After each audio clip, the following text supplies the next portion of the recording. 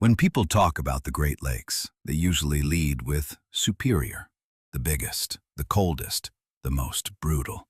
But there's a lake that holds more secrets. Lake Michigan. Lake Michigan is the only one of the 5 Great Lakes located entirely within the United States. It stretches 307 miles from north to south, 118 miles across, and drops to a maximum depth of 923 feet. Chicago sits on its southwestern shore. But the most interesting things aren't on the shore. Welcome to Lake Michigan. On September 18, 1679, a small sailing vessel pushed off from an island near the mouth of Green Bay. 6 men were on board, along with a valuable cargo of beaver pelts. The captain wasn't with them. He had stayed behind to explore the shoreline. The ship set its course east, toward Fort Niagara. No one ever saw it again. The vessel was called Le Griffon, the Griffin, a mythical creature with the body of a lion and the head of an eagle. It was the first European sailing ship ever to sail the upper Great Lakes. French explorer René Robert Cavelier de la Salle had built it in the wilderness near Niagara Falls, hundreds of miles from any settlement, using timber cut from the local forest during the winter of 1678 to 79. The pelts on board were meant to pay off La Salle's creditors. They went down with the ship. 3 theories exist. First, a storm. The Great Lakes can whip up 15-foot waves within a matter of hours. Second, mutiny. Accounts suggest the crew was unreliable, and a hold full of valuable furs was a serious temptation. Third, an attack. Tensions between the French and local tribes ran high in 1679, and several sources hint the ship may have been ambushed on the shore. According to Potawatomi oral tradition, the sailors were warned before departure. Don't go out. There's a storm coming. They didn't listen. Ever since, Le Griffon has been called the Holy Grail of Great Lakes shipwreck hunters. Over 3.5 centuries, it has been found more than a dozen times. Every single one turned out to be wrong. In 2001, researcher Steve Lebert discovered a massive oak timber sticking up from the lakebed near Poverty Island. 20 years of arguments, radiocarbon dating, and legal disputes between Lebert, the state of Michigan, and federal authorities followed. The current conclusion? Possibly Le Griffon. Not proven. Le Griffon is the most wanted and most frequently found ship in the Great Lakes, which means it's nowhere. Or it's somewhere, and it's not ready to be found. Connect 3 points on a map of Lake Michigan: Ludington on the east shore, Benton Harbor to the southeast, Manitowoc on the west. The triangle those 3 points form covers roughly 3,800 square miles of open water. Sailors, pilots, and journalists call it the Michigan Triangle. It's an unofficial name. The explanations for what happens inside it are just as unofficial, because there aren't any. In 1891, the schooner Thomas Hume vanished in this area along with its 7-man crew. No wreckage was found, no bodies, nothing. Then, 112 years later in 2003, divers found the ship's hull on the lake bottom, nearly intact. How it got there remains unexplained. In 1921, the schooner Rosa Belle was found drifting near the southern Michigan shore. Upside down. All 11 people on board were gone. The hull showed no signs of collision, nothing that could explain why it had capsized. In 1937, the captain of the steamer O.M. McFarland, George Donner, went to his cabin to rest after a difficult night navigating through ice. A few hours later, his crew called him to the bridge. The cabin door was locked from the inside. When they broke it down, the captain wasn't there. The ship arrived in port. The captain never did. On June 23, 1950, Northwest Airlines Flight 2501, a Douglas DC-4 with 58 people on board, was en route from New York City to Minneapolis. Over Benton Harbor, the pilot requested a lower altitude due to bad weather and banked out over the lake. Last radio contact, 11:37 p.m. Then, silence. The Coast Guard and the Navy launched a full search operation. They found one passenger blanket. No wreckage, no bodies, no black box. It remains the largest unsolved aviation disaster in U.S. history. In 2007, a sonar survey of the lakebed in this same area turned up something else entirely. But that's a separate secret. In the summer of 2007, Professor Mark Hawley, an underwater archaeologist at Northwestern Michigan University, was running a routine sonar survey of Grand Traverse Bay. He was looking for shipwrecks. At a depth of about 40 feet, the sonar picked up something unexpected, a long arc of large boulders stretching more than a mile in each direction. Divers went down to take a look. Among the boulders, they found one with a carving on it. The image showed a creature with a long, curved trunk. A mastodon, an animal that went extinct roughly 11,000 years ago. Journalists immediately dubbed it Michigan's Stonehenge. What it actually is remains unknown. It may be a hunting trap. Similar stone drive lane structures used to funnel caribou have been found on the floor of Lake Huron and dated to 9,000 years ago. It may be an ancient calendar marking the position of the sun at the solstices, much like Stonehenge in England. Or it may be something we don't have a word for yet. Nearly 20 years have passed since the discovery. The structure has never been officially studied, dated, or classified. The sonar images exist. The photograph of the mastodon carving exists. The answers don't.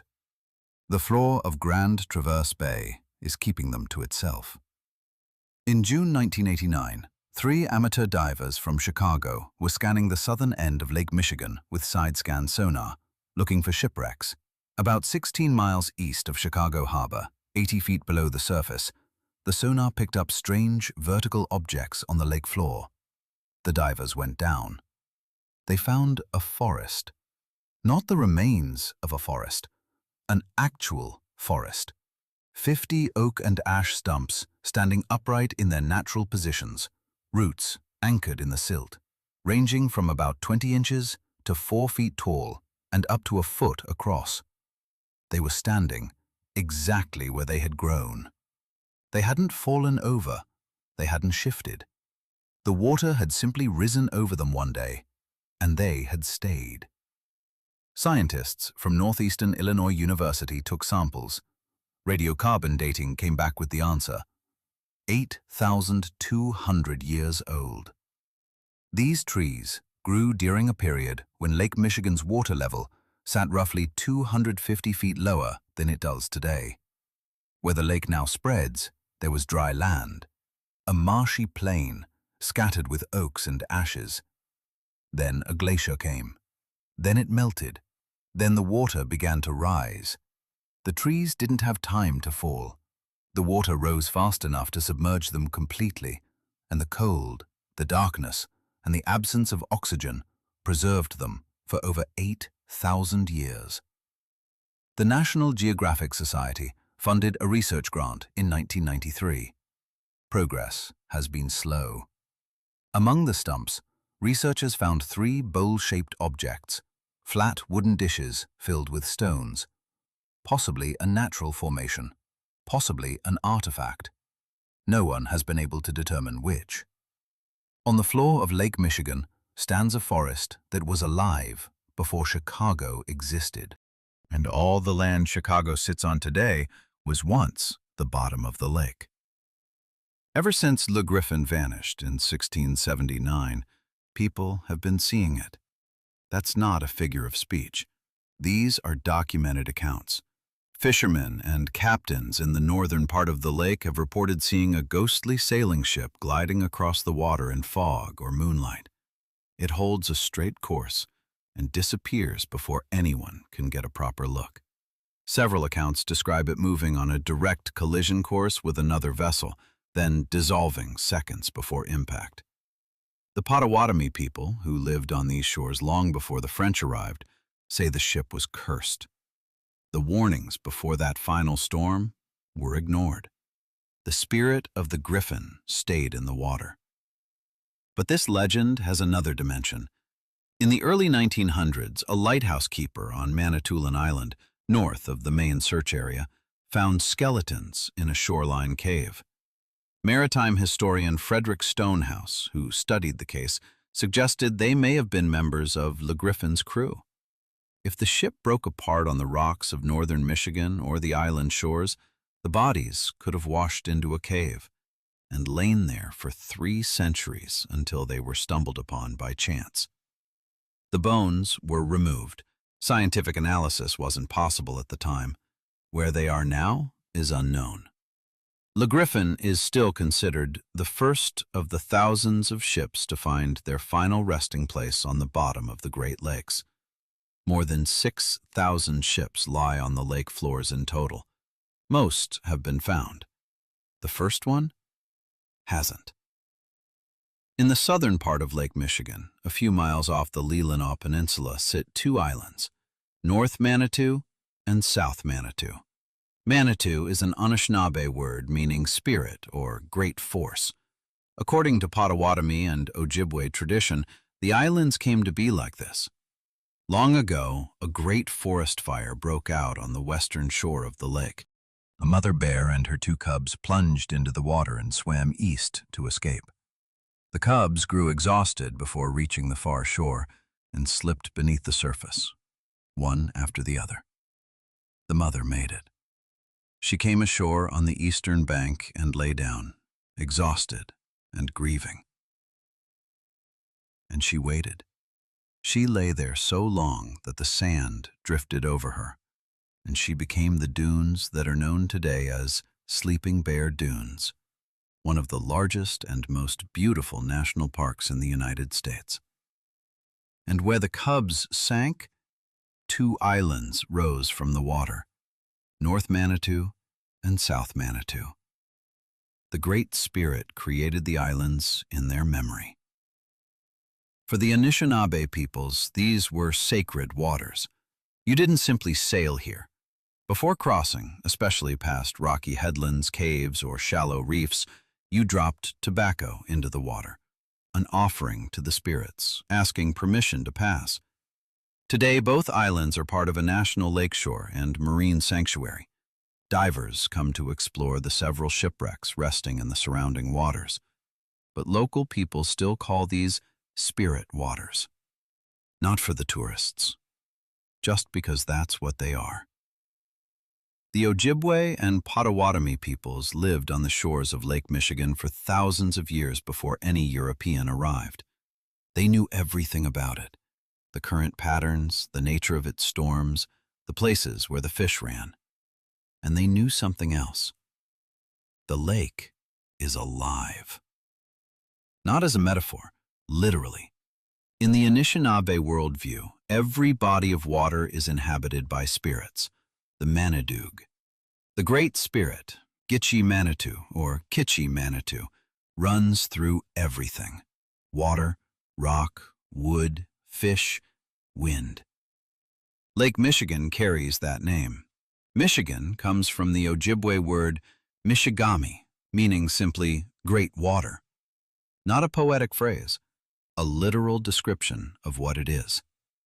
The underwater panther, Mishipeshu, wasn't unique to Lake Superior. The Potawatomi and Menominee knew it by their own names. It lived in the dangerous places, rocky headlands, underwater caves, hidden shallows. It could raise a storm with the lash of its tail. As recently as the 1950s, the prairie band Potawatomi were still holding traditional ceremonies to keep the spirit of the underwater panther in balance, to maintain the equilibrium between water and sky. Before every trip out onto the lake, an experienced boatman dropped a pinch of tobacco on the water, not out of superstition, out of respect. We are asking permission to cross your waters. The water either accepted the offering and let you pass, or it didn't. This practice hasn't disappeared. On the shores of Lake Michigan today, there are people who still do exactly this, the same way their ancestors did 9,000 years ago. Lake Michigan hears everyone who goes out onto it. The question is what it answers back. Michigan, the great water. And it holds far more secrets than we will ever have time to uncover. Thank you for watching. Keep traveling. Keep exploring. The water remembers everything the land has already forgotten.